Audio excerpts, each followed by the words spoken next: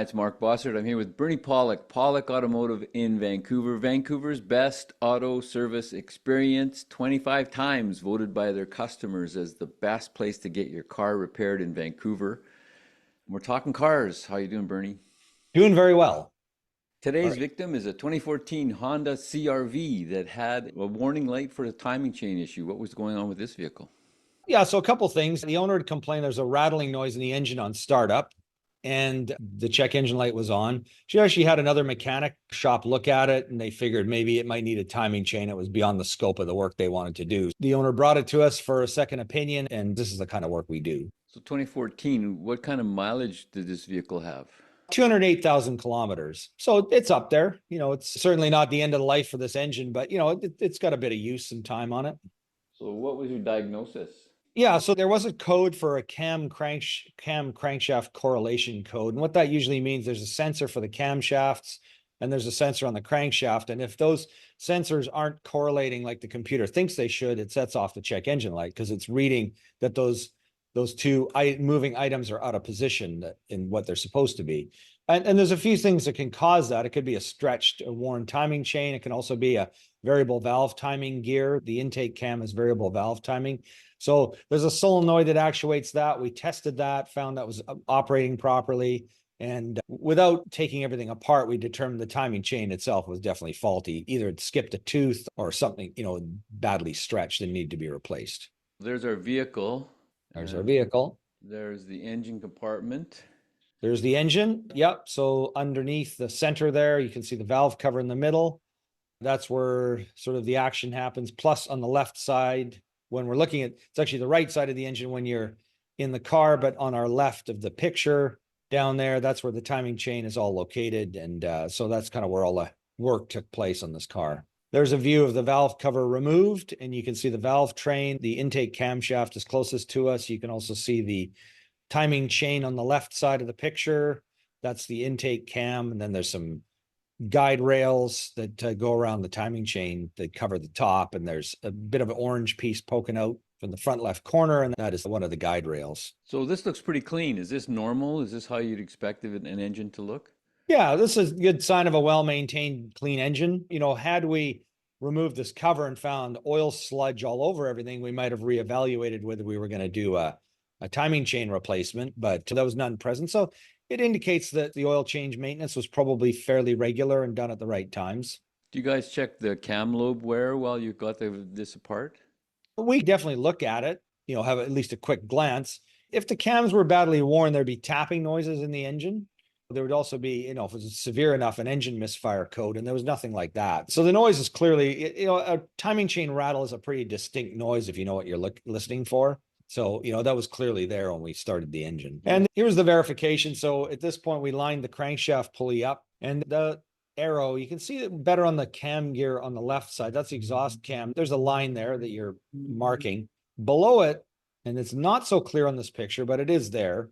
That's the gear on the intake cam. And if you can see, those two lines should be right across from each other, and they're not. So the timing chain has definitely skipped at least one tooth. One of those gears is off by one tooth. So that's where our problem was, clearly verified and found. We figured the timing chain was probably got some slack. Maybe the tensioner was worn, something happened, but the timing chain skipped a tooth. And good thing it's only one, because if it skips too many, it'll cause the pistons and valves to collide. And then you're looking at a complete engine job. So important if you have a rattly timing chain to address it.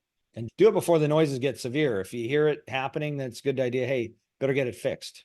It's almost always cheaper.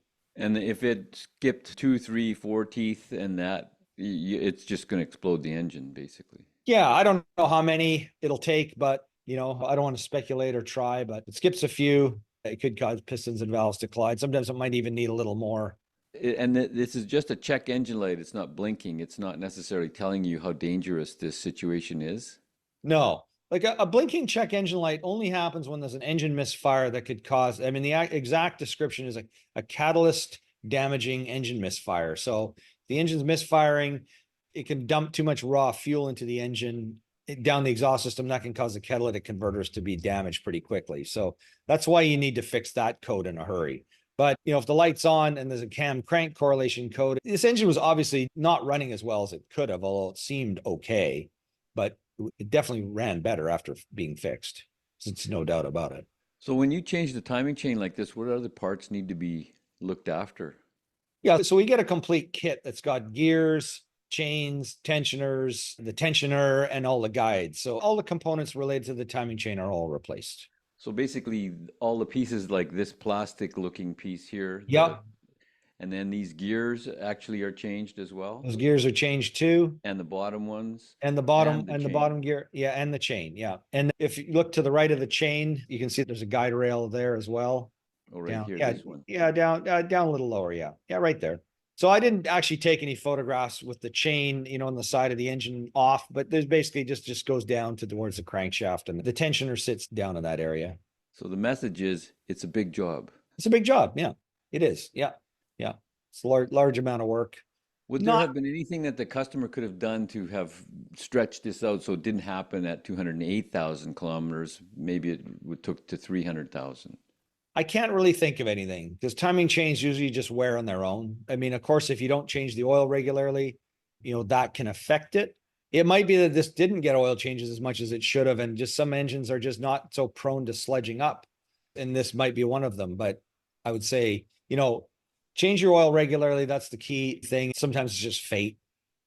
The fancier the engine, the more variable valve timing and extra pieces and more valves and all the rest of that, the more important it is to change your oil.